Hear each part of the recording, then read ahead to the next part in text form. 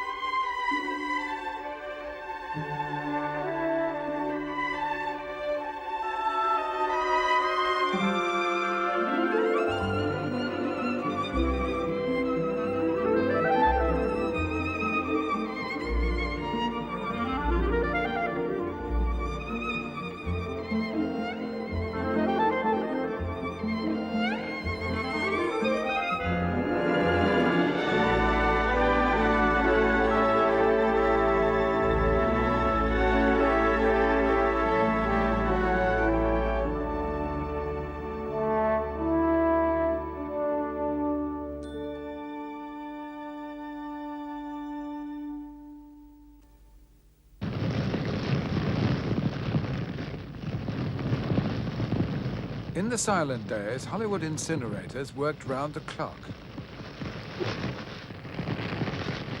And this is one reason why Chaplin's working methods are so little known.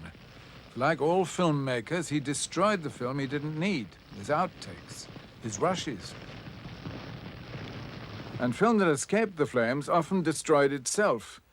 It could rot through chemical decomposition. Film which might be as revealing as the sketchbooks of a great artist. For Chaplin was a great artist. As far as the art of film is concerned, many consider him the greatest. Another clown, Grock, said of him, Chaplin gave our generation true insight into the heart of a clown. More than that, into the heart of all browbeaten humanity.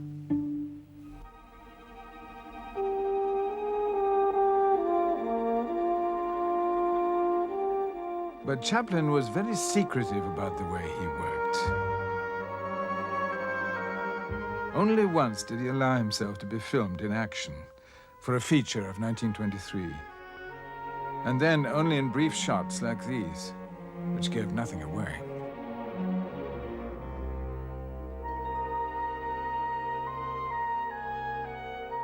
He was the silent filmmaker supreme. But he shrouded these early days in mystery to the end.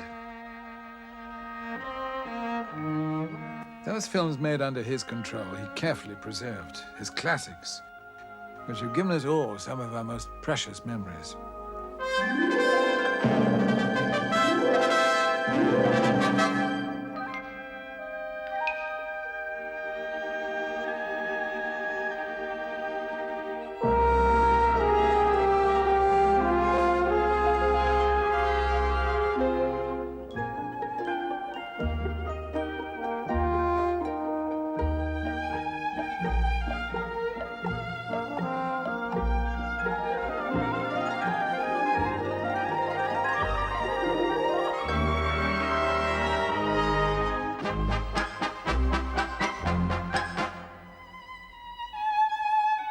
For this film, Chaplin did not own the copyright. Easy Street, made for Mutual in 1916.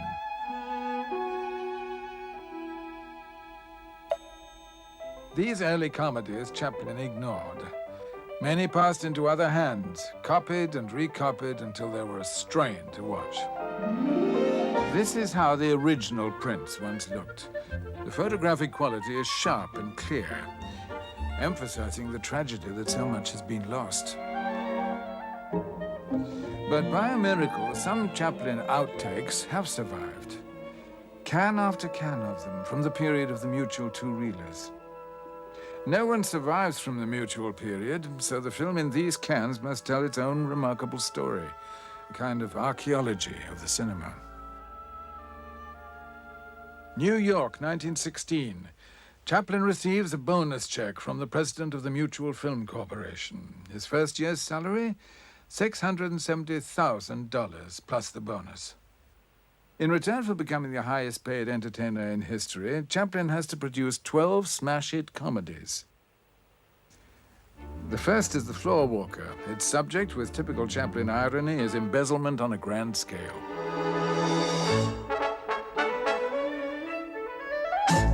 He gathers his stock company of cast and technicians. They will work on all the Mutuals. The heavy, Eric Campbell on the left. The heroine, Edna Purviance. Character man, Albert Austin. And Henry Bergman, who supported Chaplin in so many ways.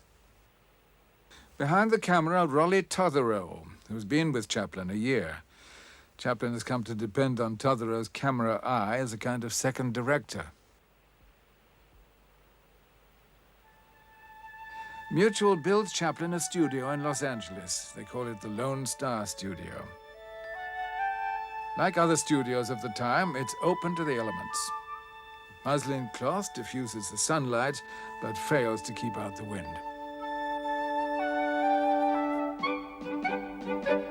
This first comedy was inspired by the big department stores that Chaplin had seen in New York.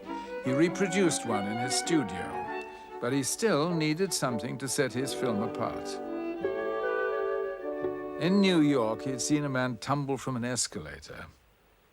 Without knowing precisely how he would use it, he ordered his construction crew to install an escalator in his set. "I would build these sets without an idea in my head," Chaplin said. But once they were there, comic situations would develop. And one can watch them develop in his rushes. Rushes which have not been seen for nearly 70 years. The slate board provides a new number for every shot. Here at last is a key to unlock the secret of Chaplin's working methods. His rushes show brief but precious glimpses of Chaplin directing, of Chaplin improvising on the escalator,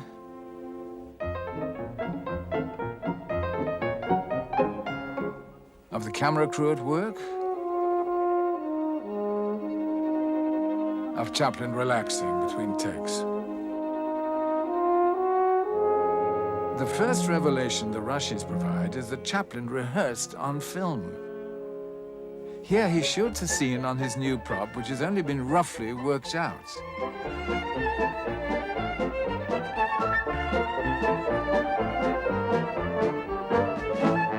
Having screened it, he reshoots it to quicken the action.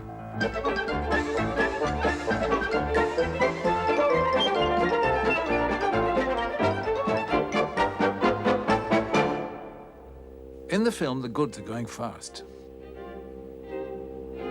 The manager's going too. He's been embezzling along with the floor walker. In the ensuing mayhem, the escalator becomes the star of the film. As the great Max Sennett said, why the hell didn't we ever think of a running staircase?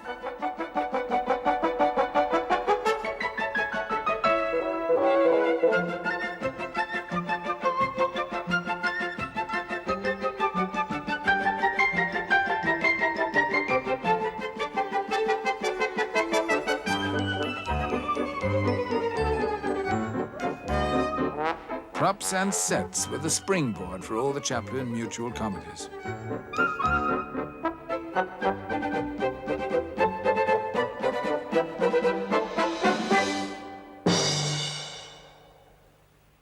Chaplin was living at the Los Angeles Athletic Club when the idea of a comedy set in a health spa occurred to him.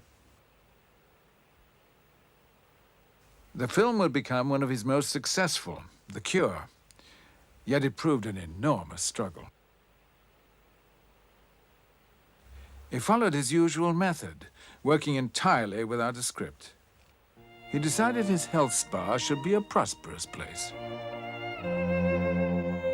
Its focal point should be a drinking fountain with pure spa water. The man who found the well, played by Loyal Underwood, should be a physical wreck. So should his employees.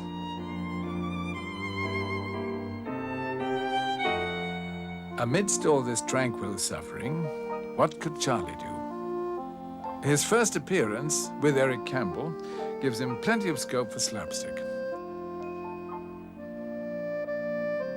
But almost at once, he finds himself slowing up. He next aims directly for the first joke.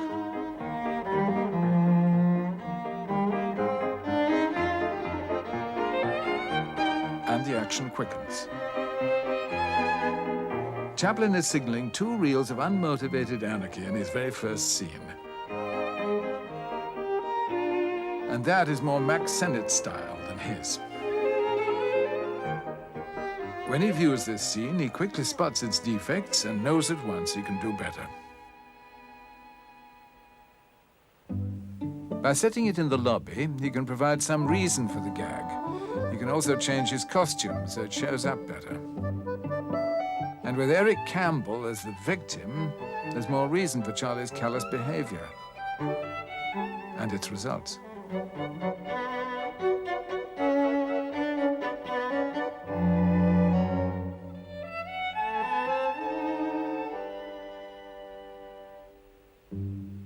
Now Chaplin changes the man in the wheelchair to Albert Austin. The raised skirt is more diverting on the stairs. Otherwise, it's exactly the same. Chaplin is suffering from a creative block. He repeats the scene a dozen times without being able to improve it. But all the work with the wheelchair gives him a brainwave.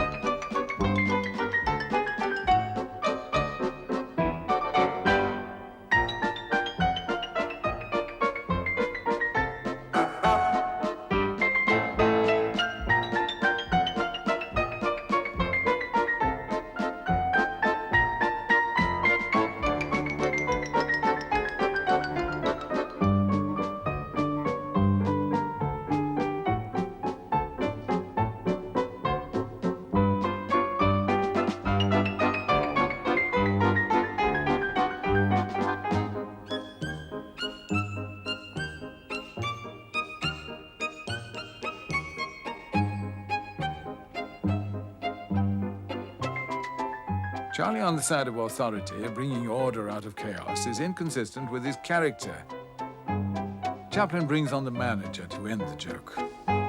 He senses there's little future in the bellhop character.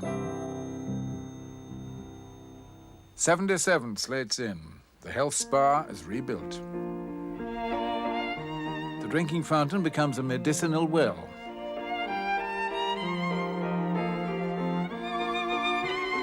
Now there is a resident drunk. When Chaplin showed John Rand how to play the part, he must have recalled his own music hall career when he specialized in drunks. And he makes a dramatic decision to scrap everything and start again by simply reversing the roles.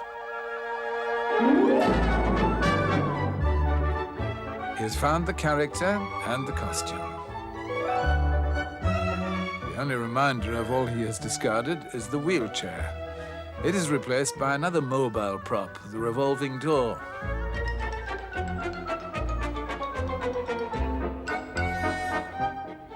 Chaplin had a lot of trouble with inanimate objects. After a dozen takes, his cane accidentally jams in the door. But in the film, he uses the mishap.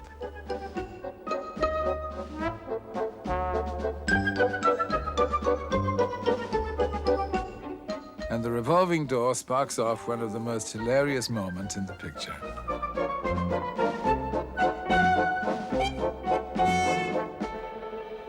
This is not Eric Campbell, but a stuntman. Chaplin has told him to stay underwater for as long as he can, waving his legs. The signal for his rescue, his legs together.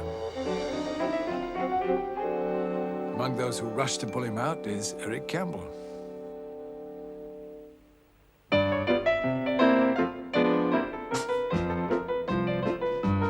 The gymnasium is the heart of a health spa and the heart of this film. Chaplin had many attempts to find the right gags.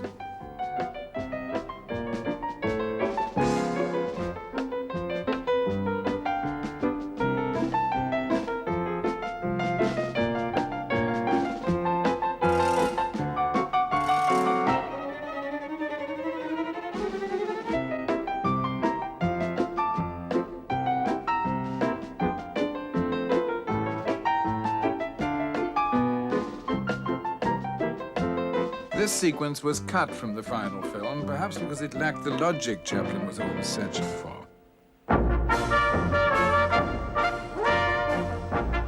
He uses the contortionist to more memorable effect in the massage scene.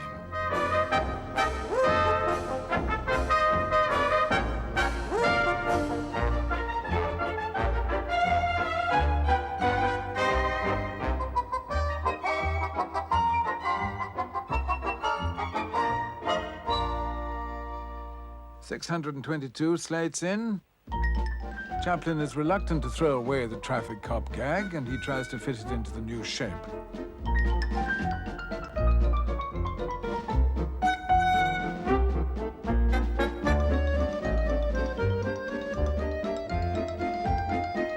But without a uniform, there's no reason for the gag, no logic, and Chaplin discards it. This romantic interlude, with Charlie promising to take the pledge, demonstrates the perils of directing and acting in the same film. Had Chaplin been watching from the camera, he would have noticed the overhead diffusers waving in the wind and letting sunlight through to the steps behind.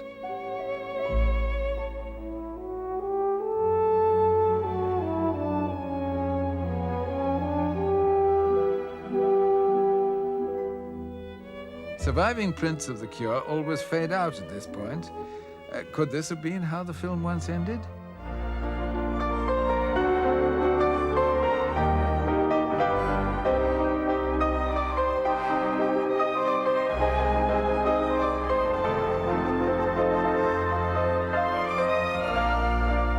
Or is Chaplin just fooling for the benefit of Edna Purviance? Edna Purviance was Chaplin's leading lady for 8 years. She'd had no acting experience, which Chaplin preferred. This camera test shows the features which first attracted him. She had a sensitive mouth, he wrote, and beautiful, large eyes. She was more than pretty. Here, Chaplin directs her in a scene from The Adventurer. He wants her to resist Eric Campbell's advances with cool distaste. Edna was not a born actress, as these outtakes show, and Chaplin invested enormous effort in wresting a performance from her. She seems fed up shooting take after take, but her fatigue is part of the performance Chaplin is squeezing out of her.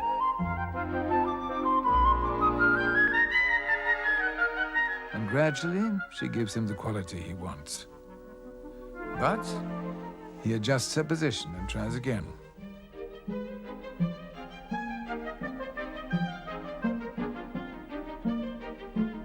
Edna was required to be cool and distant so often that one critic wrote, "Edna Purviance may always have been sad." These rushes would have surprised that critic.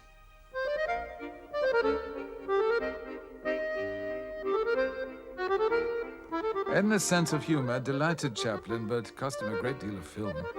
For not only did she break up on her own performance, in this scene from The Vagabond, she bursts in on an actress playing her mother.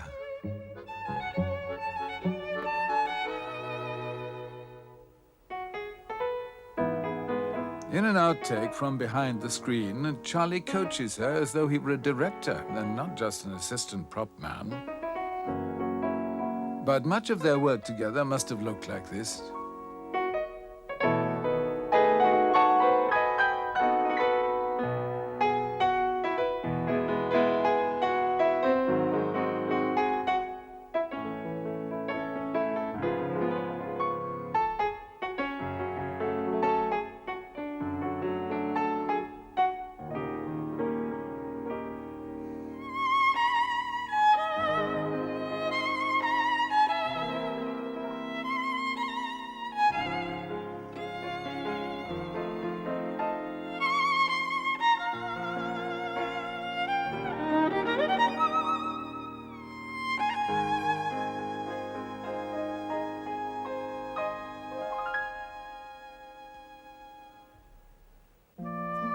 Chaplin tries another version for his encounter with Edna.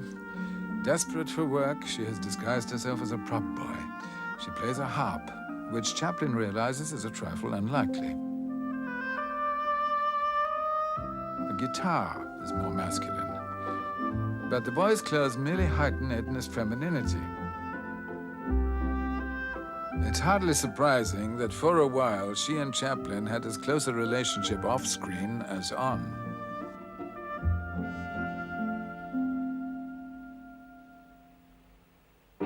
Behind the screen was a parody of Life at the Max in its studio, where Chaplin began his film career.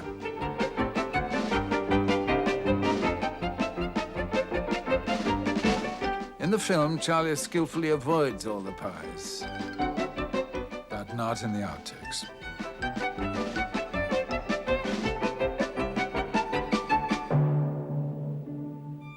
Senate comedies were also famous for glamorous girls.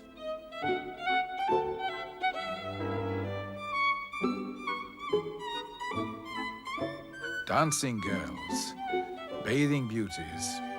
Chaplin parodies them all with his Dance of the Cleaning Ladies.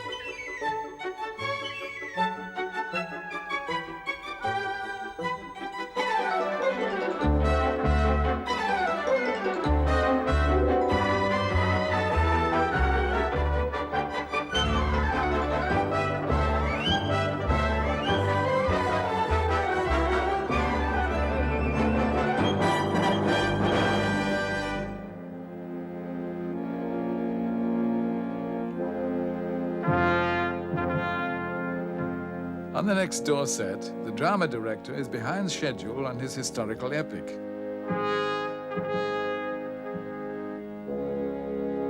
The executioner has no idea how to handle his axe.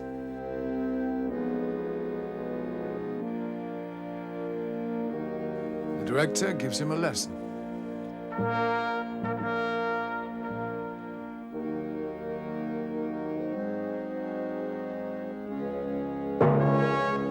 The blade falls within an inch of his heel, and there's no doubt the axe is sharp, for the blade is buried in the floor. Risky to do once, Chaplin does it again and again.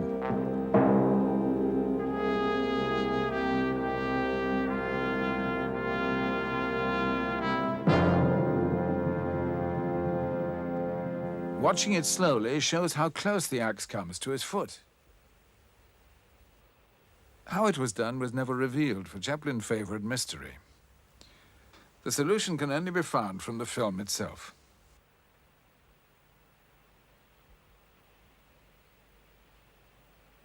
If we slow this down, it's even more baffling. He seems to kick an object on the floor, and his hat wobbles before he conjures it on his head.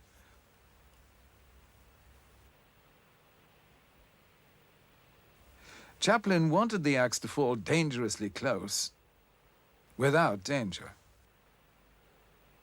This slate board provides a clue as to how he did it.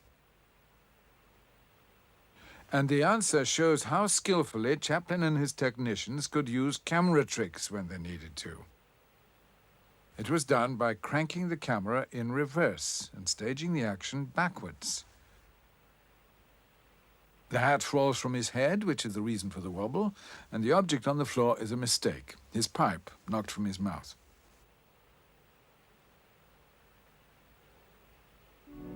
And after all this effort, the scene was cut and never shown. A Chaplin mystery, a film that was never made. The setting, an artist's cafe. Edna Purviance is the girl, as usual.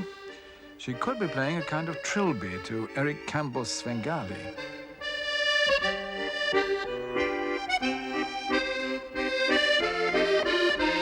Albert Austin delivers a challenge to a duel.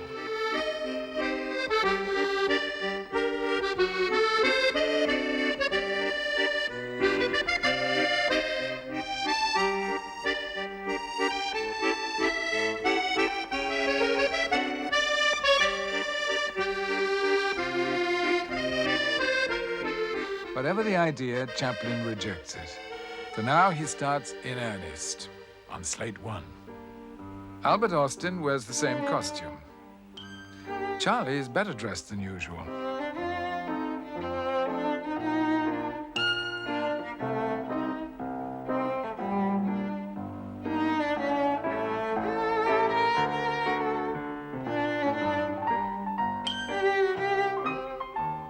Chaplin puts Austin off his concentration. After all, it's only slate one. 46 slates later, and Chaplin uses a tracking shot to introduce Edna in the background on the left.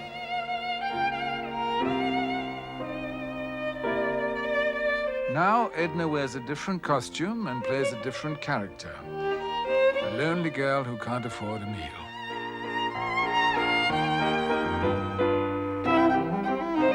When Charlie enters, the artist's cafe is still in evidence. But now his intentions become clearer. Here is how he planned slate one to fit in.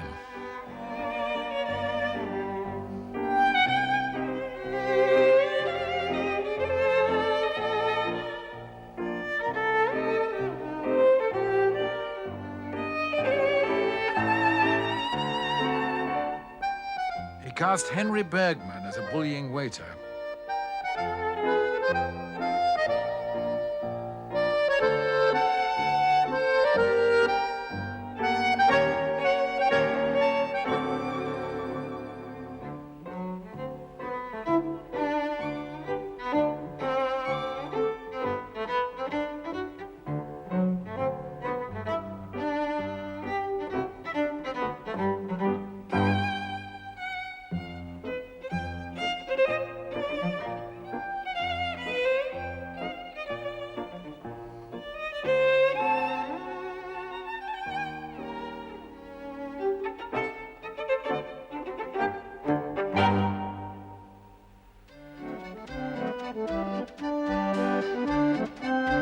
The film is a simple cafe comedy about a man who has never been in a cafe.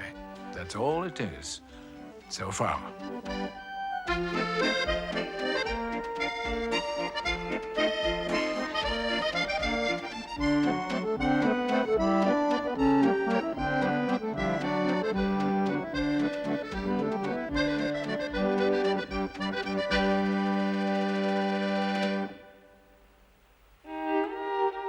Now he's got rid of his companion, Charlie discovers a new interest.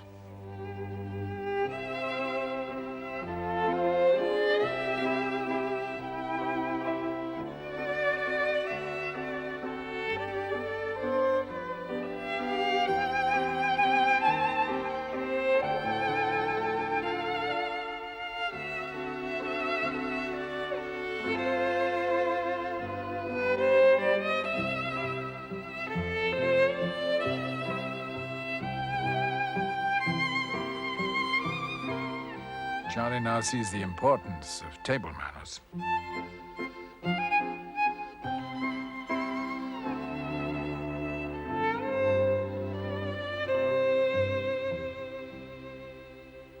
A customer in trouble for not paying the bill. In his early years, Chaplin was intimidated by waiters, and he knew just how many people shared his response.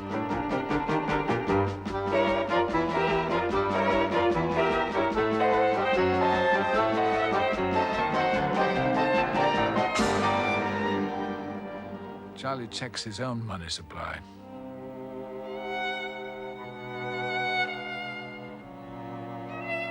Chaplin usually plays such scenes with delicate restraint, but in this outtake, his improvisation gets the better of him.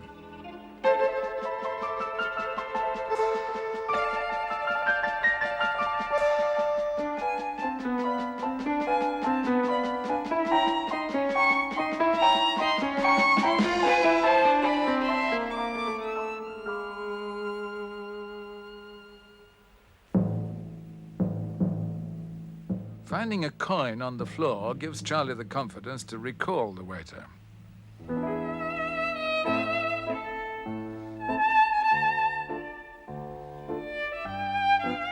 Henry Bergman was a staunch member of Chaplin's stock company, proud of his ability to play any part. But Chaplin was now wondering about his ability to play this one.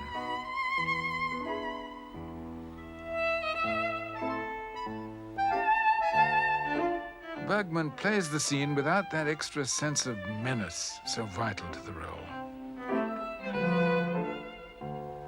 Chaplin is halfway through the film.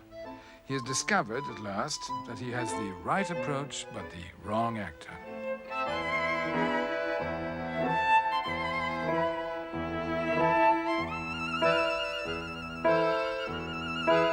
He has to make a drastic decision. The kind of decision that drives directors mad.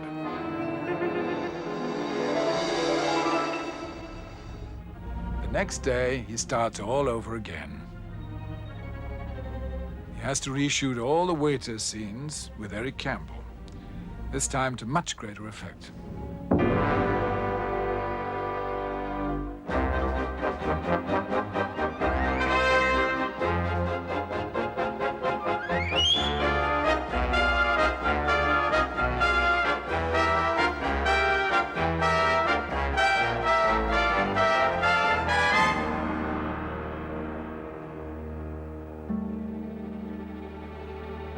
The scene is so much stronger that Chaplin's reactions are stronger, too.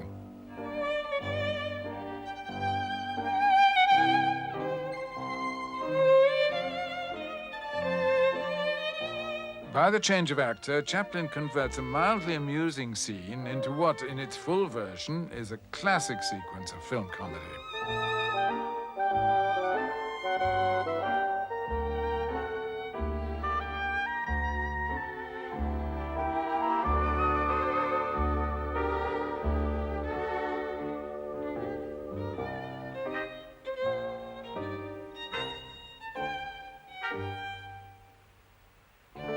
Later, Henry Bergman is brought back to play a rich artist anxious to paint Edna's portrait.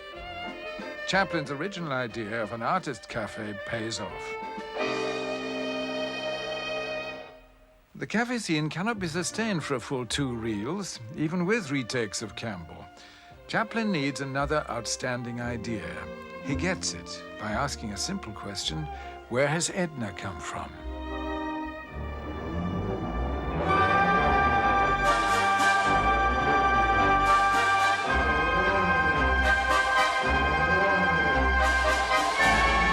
Edna and her mother are immigrants. Chaplin now has the theme and the title for his comedy. He retains the emphasis on food. He does not, however, retain this scene. Chaplin plans to open the film with the boat scene, giving to all the scenes in the cafe an extra dimension. How the rocking effect was done is revealed in this photograph. A pendulum fitted to the camera enables it to swing as soon as the boat itself begins to rock.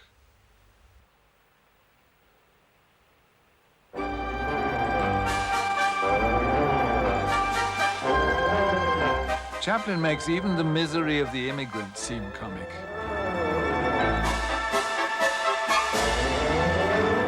And he can use his stock company in new parts. Henry Bergman and Loyal Underwood.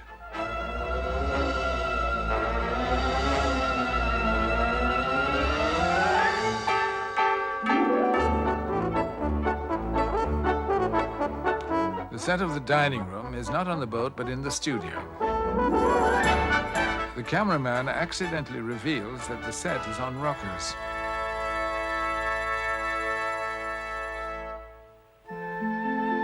It is here in the film that Charlie finally meets Edna.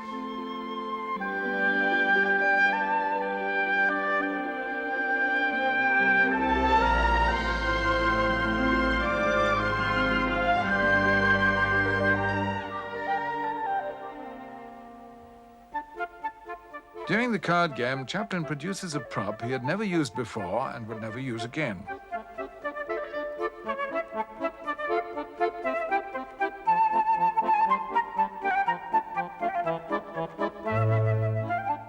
Other outtakes include flashes of Chaplin as director, telling Tiny Sanford how to move his arm,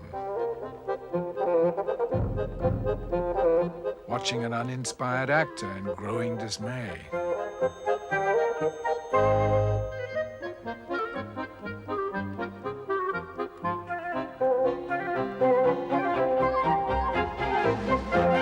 becoming affected by Sanford's overacting.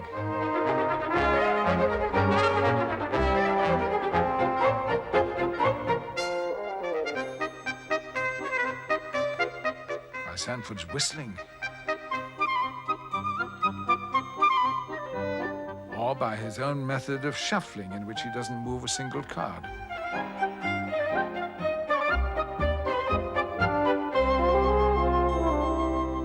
In contrast to all this hilarity, a flash of anger at unruly extras in the farewell scene.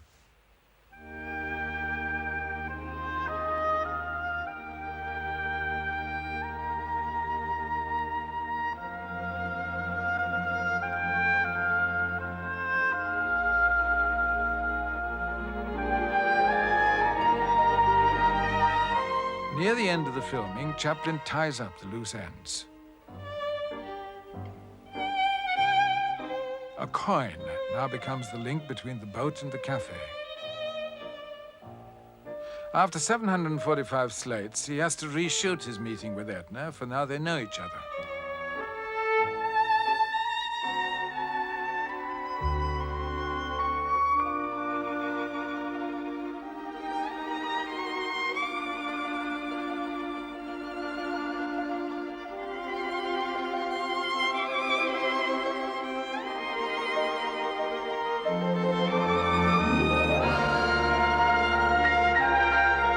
The film now falls into place as Charlie realizes that Edna is alone in the world. What started out as a simple cafe comedy now becomes a well-thought-out story of two immigrants who meet on a boat, part, and are brought together by fate, a coin, and a bullying waiter. The rich artist now propels them towards a happy ending. He will pay for the privilege of painting Edna's portrait. And Chaplin wraps up the story with this charming scene.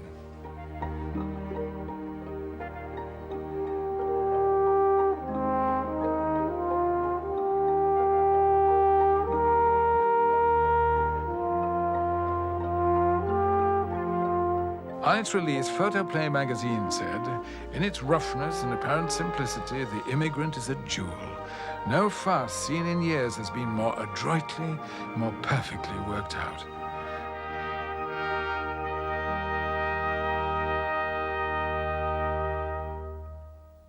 To make sure that everything was perfectly worked out, Chaplin surrounded himself with vaudevillians like John Rand, who knew comedy inside out.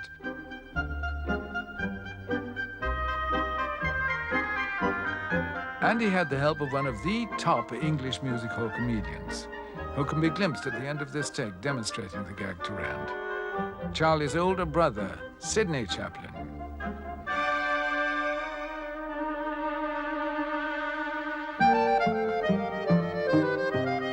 Sidney, on the right, had been the more famous comic in England, but he took his work less seriously than his brother, which perhaps accounts for this piece of film, the kind of fun in front of the camera Charlie seldom indulged in.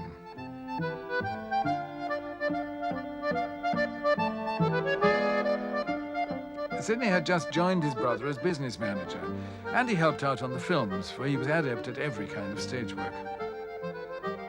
But even as skilled a performer as Sid Chaplin could make mistakes. So it was with his brother. Buried among his rushes are his mishaps and accidents.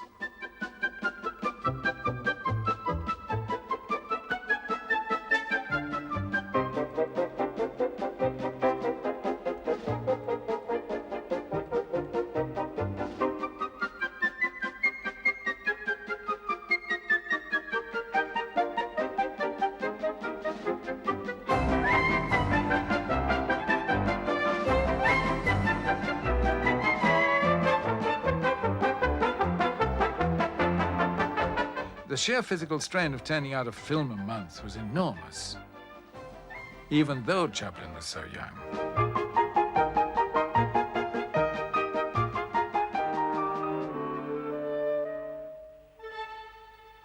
Was it coincidence that in Chaplin's last film, under the demanding mutual contract, he plays a man who escapes from prison?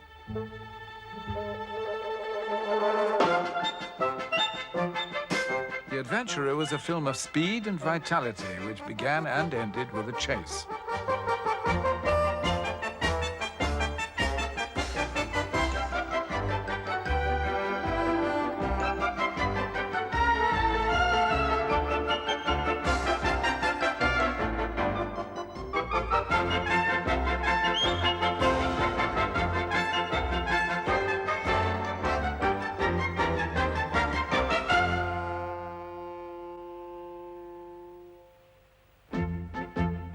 Later in the film, Charlie finds himself a guest at a house party, but he's never been a guest of anyone, except the federal authorities.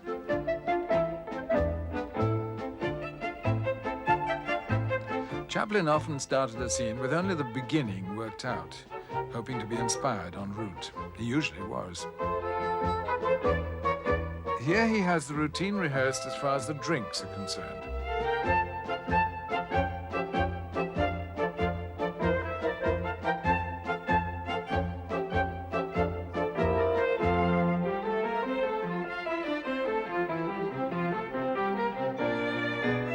Now he begins to improvise.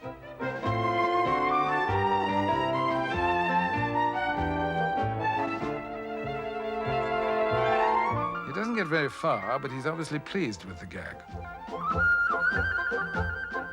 This take is awkwardly staged.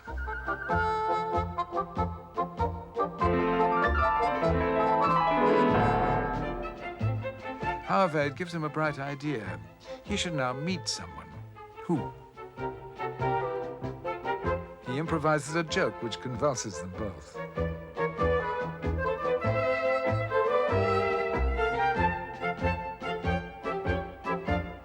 Now everything falls into place.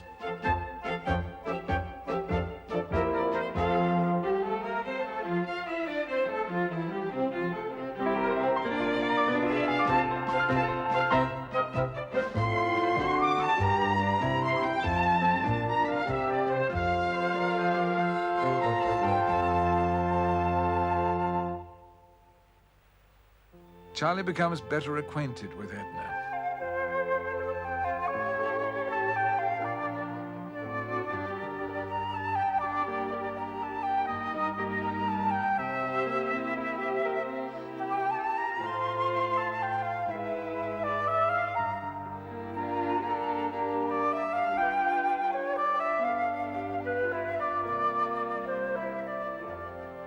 This charming scene does not appear in the film.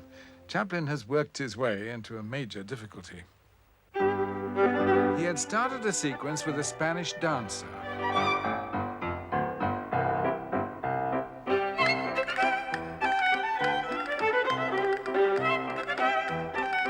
We've assembled the scene as we think Chaplin planned it.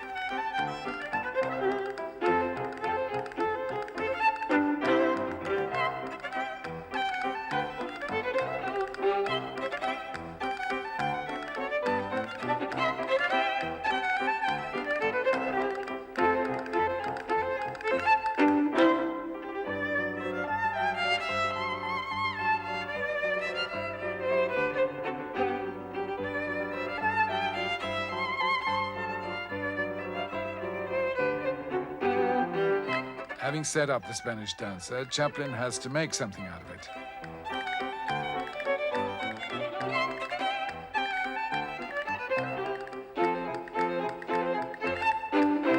In this close-up, he conveys the effect on his pulse rate much more strongly.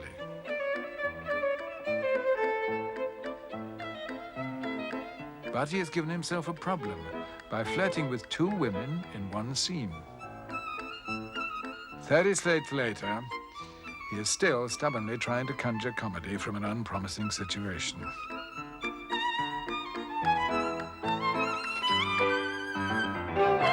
Charlie thinks the dancer is causing him to overheat. Actually, he's sitting on a radiator leaking steam. That much Chaplin has worked out.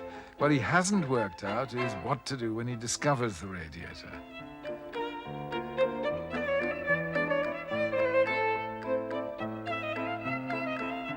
The scene ends with a spontaneous but unrehearsed move, untypically clumsy, and much of it missed by the cameraman. Another 30 slates, and Chaplin is still in a corner of his own devising. But he has condensed the scene and made the discovery more convincing. The steam is now painfully realistic. And the scene leads neatly into the next. But each solution leads to another problem. Now he has to find a logical start to the radiator scene, which he shoots at the end.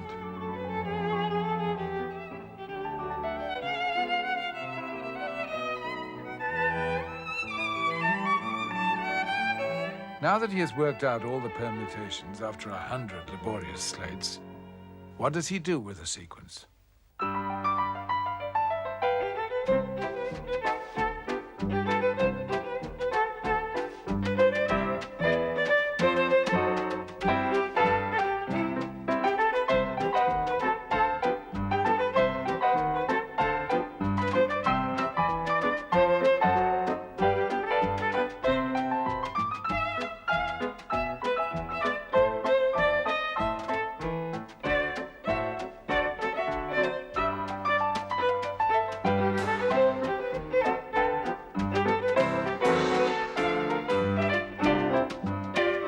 That's all there is to it. No Spanish dancer, no radiator, just a hint of the dance.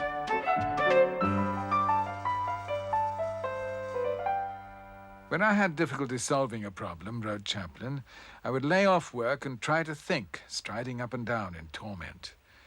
This unique fragment shows him in discussion with Albert Austin and Henry Bergman, his two closest advisors. It was the hours spent like this that produced moments like this.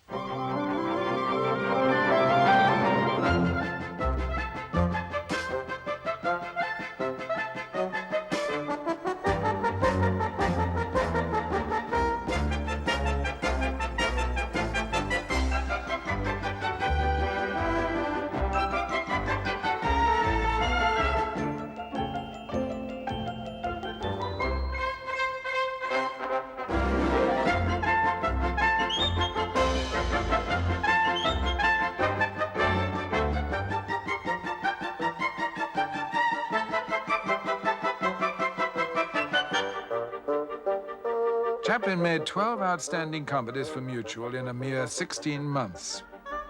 It was, he said later, the happiest period of his entire career. But he was not entirely happy with the films. Must every comedy end with a chase, he asked?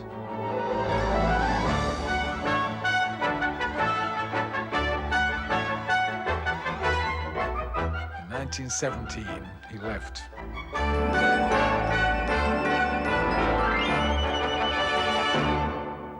He joined First National, built his own studio, and at last achieved the independence he had aimed for. Now he planned to concentrate on quality rather than quantity. He would be the boss. He would produce great films. And those who worked with him describe how in the next episode.